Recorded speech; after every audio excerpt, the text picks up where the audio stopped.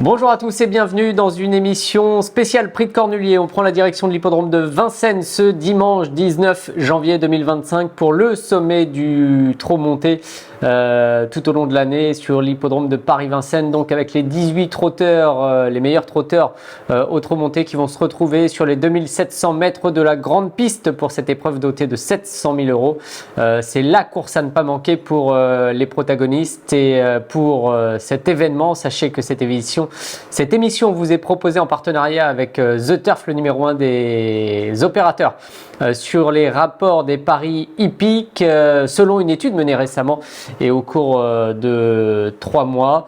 Notez aussi que The Turf fait les choses en grand en ce moment lors de l'ouverture d'un compte puisqu'il double votre dépôt. Tout simplement, si vous déposez 100 €, il vous offre 100 €. Donc pour parier et profiter directement des meilleurs rapports du marché des paris hippiques, téléchargez l'application The Turf pour jouer peut-être d'ailleurs sur ce prix de Cornulier dimanche sur l'hippodrome de Vincennes. Les conditions, on en a déjà un petit peu parlé, on va s'attaquer tout de suite au tableau des partants de cette magnifique épreuve, labellisée groupe 1 bien sûr, ouverte à des chevaux de 4 à 11 ans et qui vont s'affronter, je l'ai dit, sur le parcours classique. On a 2 millionnaires que l'on retrouvera dans la deuxième fiche du tableau des partants, mais on commence avec certaines candidatures relativement peu argentées et des candidatures qui se sont qualifiées via les épreuves dédiées, avec Jasmine Deveau notamment pour l'entraînement de Charles Dreux et la montre de Guillaume Lenain pour qui ce sera une première dans le prix de Cornulier. Jezabel Bie a gagné cet hiver au plus haut niveau. Mike Iso au niveau de l'entraînement. Adrien Lamy en selle qui prend la place de Paul Ploquin qui est retenu bien sûr sur Idéal Duchesne dont il est le jockey attitré. On en reparlera. Intouchable a trouvé une place au départ de cette épreuve.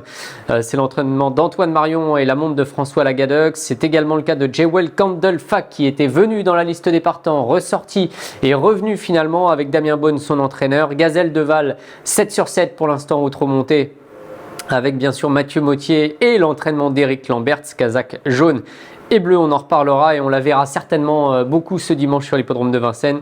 Guide-moi Forgan, la montre d'Anthony Barrier pour Pascal Castel qui sera doublement représenté. Gold Voice est arrivé depuis quelques jours chez Thomas Lévesque et c'est Clément Fressel qui va la monter. Jumba de Guez, l'une des favorites, l'entraînement de Nicolas Bazir. La team Bazir est ici représentée avec la représentante de l'écurie Vautor. C'est Eric Raffin en selle, récente lauréate du prix Léon Taquet. On va la retrouver en image tout à l'heure. J'aime le foot, c'est la montre d'Alexis Colette annoncée dans nos colonnes cette semaine avec Antoine Lérété du côté de l'entraînement et puis Inès Deriou, Jean-François Senet et Florian Desmigneux associés autour de la candidature de ce numéro 10. On passe à la deuxième moitié du tableau des partants. On commence avec Hip Hop au Fort, qui initialement n'était pas parmi les prioritaires de cette épreuve, mais qui a finalement trouvé une place avec Pierre-Yves Verva pour l'entraînement de Christian Bijon. Grâce du Dijon est bien connue. C'est la seconde représentante de Charles Dreux au départ de cette course. Elle est montée par Jean-Yann Ricard. Inadurib, déféré des 4 pieds. Ça fait très très longtemps qu'on n'a pas vu la très bonne jument de Joël Allais dans cette configuration. Tout simplement 1 an dans cette même épreuve. Elle sera montée par Jean-Louis Dersoir. Jean Balthazar et Benjamin Rochard forment un tandem confirmé pour l'entraînement de Pascal Castel.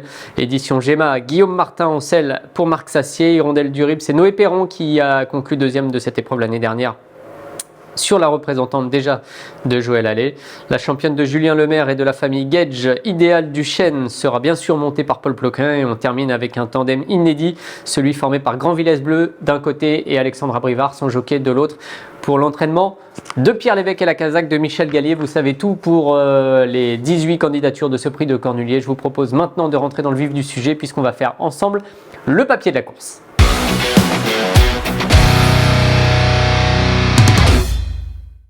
Et oui, on fait le papier de ce prix de Cornulier. Belle édition ouverte. J'ai opté pour Jumba de Guez pour entrer dans le vif du sujet. Ce numéro 8 que l'on connaît bien déjà au trot attelé depuis tout un moment. Très bonne jument, fille de Kumba de Guez. Entraînement Bazir, Nicolas d'un côté, Jean-Michel de l'autre pour l'écurie Votors où se cache notamment René Guézy. Enfin, il ne se cache pas vraiment d'ailleurs, René Guézy. C'est son écurie, l'écurie Votors. Il est situé sur place. Et Jumba de Guez qui a couru quelques fois au trot monté seulement, 7 fois depuis le début de sa carrière. c'est la première stat que on va vous présenter au cours de cette émission. 2 victoires, 3 places. Et elle a brillé au plus haut niveau, bien sûr, cette Jumba Diaz, et notamment en dernier lieu, puisqu'on va l'avoir remporté avec la manière, on peut le dire de cette façon, le prix Léon Taquet, le 4 janvier 2025. Vous connaissez parfaitement la casaque de Jumba Diaz, casaque verte et jaune. Elle a été vite en tête ce jour-là, elle a imprimé un bon rythme, elle était uniquement déférée des postérieurs, elle trottait une 12-2 sur les 2700 mètres de la grande piste. Alors elle battait King Game, bien sûr, Jean Balthazar qui sera au départ, et Kit Kat. Elle devra faire encore un peu mieux ce dimanche à Vincennes, mais elle sera déférée des 4 pieds cette fois, et elle l'a vraiment fait dans le style d'une jument au summum de ses possibilités. On l'a aperçu à plusieurs reprises cette semaine sur le centre d'entraînement de Grosbois, et nos reporters étaient sur place. Je vous propose d'ailleurs d'écouter l'interview de Jean-Michel Bazir, notamment sur notre page YouTube, qui a confié que la jument était bien, très bien, qu'elle était forte. Il le dit également dans sa rubrique hebdomadaire ce mercredi. Jumba Diaz n'est pas timide, elle va pouvoir aller au combat avec Eric Raffin et certainement pouvoir mener la vie dure à ses adversaires. C'est en tout cas ma favorite pour cette épreuve. Bien sûr, je lui oppose Gazelle de Val, c'est la valeur montante, hein, et même une valeur très confirmée maintenant au trot monté. 7 courses, 7 victoires depuis ses débuts à Lisieux au trot monté en 2024. Elle a franchi les paliers 4 à 4 et elle est arrivée au plus haut niveau en s'imposant avec style dans le prix du Calvados Cornulier Races Q3, où elle passait un test, il faut le souligner. Elle s'imposait vraiment très facilement. Alors ce jour-là, la qualification était absolument nécessaire pour Gazelle de Val. Elle devait terminer sur le podium. Elle a fait mieux, elle s'est imposée, et elle l'a fait avec une méthode de course finalement assez inhabituelle pour elle, puisqu'elle a mené l'épreuve assez tôt dans le parcours et qu'elle est allée au poteau extrêmement facilement sous la montre de Mathieu Mottier. On la voit devancer Édition Gemma, Jasmine Deveau, Alpha et Ina Durib. Idéal du Chêne, seulement déféré des antérieurs, était 6e. Très belle candidature, celle de Gazelle de Val, qui apporte beaucoup de piment à ce prix de Cornulier et qui est en quelque sorte sublimé par la monte de Mathieu Mottier, qui est son jockey attitré depuis le jour où elle a débuté au trot monté. Idéal du Chêne, superbe jument, le fer de lance de Julien Lemaire de la famille Gage. Excellente jument qui aurait tout aussi bien pu déjà décrocher un prix de Cornulier, tant sa performance de l'année dernière était intéressante. On la retrouve dans le prix Jules Lemonnier au cours de ce meeting. Alors elle a signé 2 succès très très convaincants lorsqu'elle était présentée en mode course, c'est-à-dire déférée des 4 pieds avec des œillères finalement, notamment dans le prix Jules Lemonnier le 21 décembre, on la voit Casaque Rouge Toque Bleu.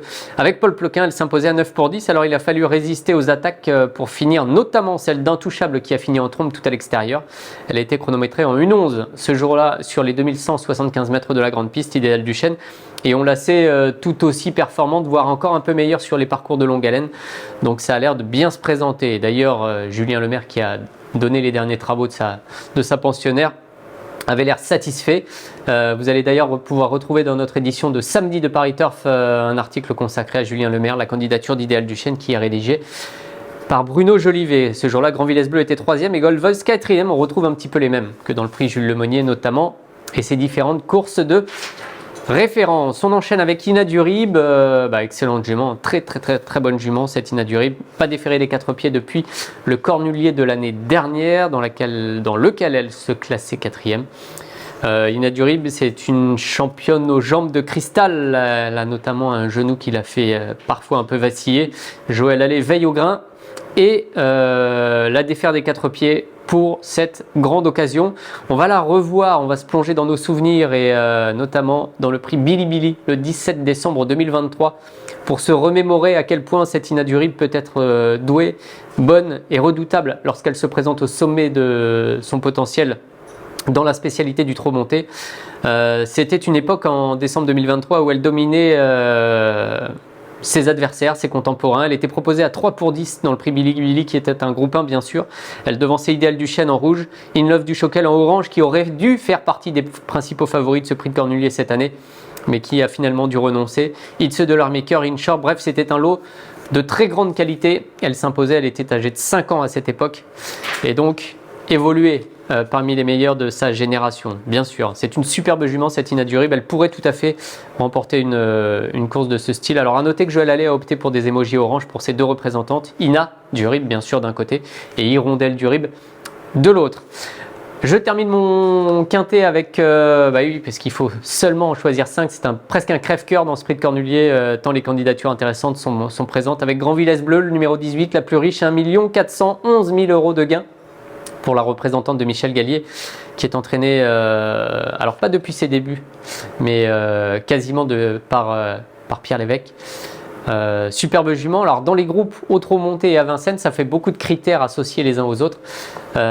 Mais Grand Villesse Bleu a participé à 34 groupes montés à Vincennes pour 10 victoires, 10 deuxièmes places et plus généralement 32 places parmi les 5 premiers. On est ici dans une épreuve support du quintet. On a besoin de bases solides de jeu. Elle peut représenter l'une de ces bases, même si elle n'a pas gagné depuis le mois de juin 2023. Maintenant, et le prix Guillaume de Belegue, 94% de réussite dans les 5 premiers dans les groupes montés à Vincennes. Ça, il faut le retenir avec Grand Villesse Bleu. Confié donc, je l'ai dit, à Alexandra Brivard, c'est Benjamin Rochard qui était en selle au cours de ses dernières tentatives, notamment dans le prix Paul Buquet, qui est l'une des dernières marches avant ce prix de Cornulier, le 28 novembre 2024 pour les meilleurs trotteurs montés. Idéal du Chêne encore s'imposer devant Édition Gemma. In Love du Choquel qui revient ici, l'un des grands absents de cette édition. Et puis Grand Villesse Bleu était quatrième, elle courait bien après avoir dû faire un petit peu d'extérieur.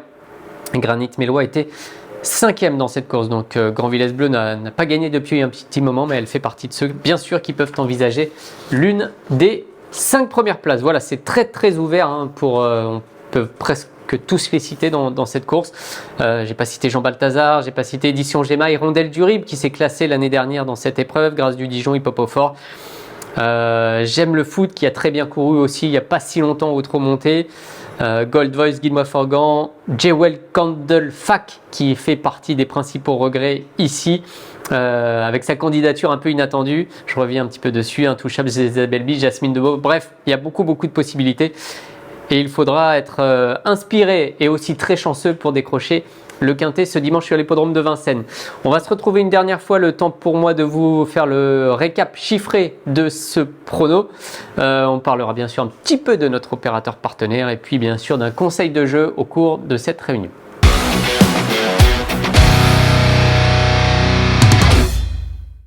Et oui, on se retrouve une dernière fois, troisième et dernière partie de l'émission 100% Quintet spécial prix de Cornulier avec le récap du prono. J'ai placé en tête Jumba de Guez, le numéro 8 avec Eric Raffin.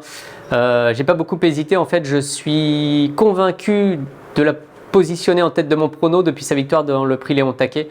Donc je vais rester sur cette position en espérant que ça porte ses fruits. Gazelle de Val est évidemment incontournable, il est à l'image d'Idéal du Chêne. Après c'est une affaire d'impression, Inaduri n'a pas encore brillé durant le meeting d'hiver à Vincennes, mais on connaît toute sa qualité. Et Grand Villesse Bleu, qui est toujours là, qui est la plus riche, qui est déféré des 4 pieds avec Alexandra Brivard. L'entraînement apparemment se passe bien du côté de la Manche et du côté de l'établissement de Pierre Lévesque, donc ça se présente plutôt pas mal également pour Grand Villesse Bleu. Et beaucoup de possibilités, beaucoup de regrets dans cette course que je vous conseille vivement de suivre donc ce dimanche après-midi sur l'hippodrome de Vincennes, en direct d'ailleurs ou à la télévision. Un mot sur The Turf, je le disais en préambule, numéro 1 parmi les opérateurs sur les rapports des paris hippiques, qui met d'ailleurs les petits plats dans les grands si vous ouvrez un compte et que vous le créditez en ce moment, puisque The Turf double votre dépôt. Vous déposez 100 €, The Turf crédite 100 € supplémentaires sur votre compte. Donc n'hésitez pas surtout à télécharger le numéro 1 sur les rapports des paris hippiques. On va se quitter dans quelques instants. Le temps pour moi de vous conseiller de suivre de très près Idole de Méa dans la 5e course, le prix d'Espalion, ce dimanche sur l'hippodrome de Vincennes. Très bonne jument, déférée des 4 pieds qui fait face à un bel engagement. J'aime beaucoup Idole de Méa, mais on va surtout suivre le prix de Cornulier ce dimanche à Vincennes. Salut à tous et bon jeu.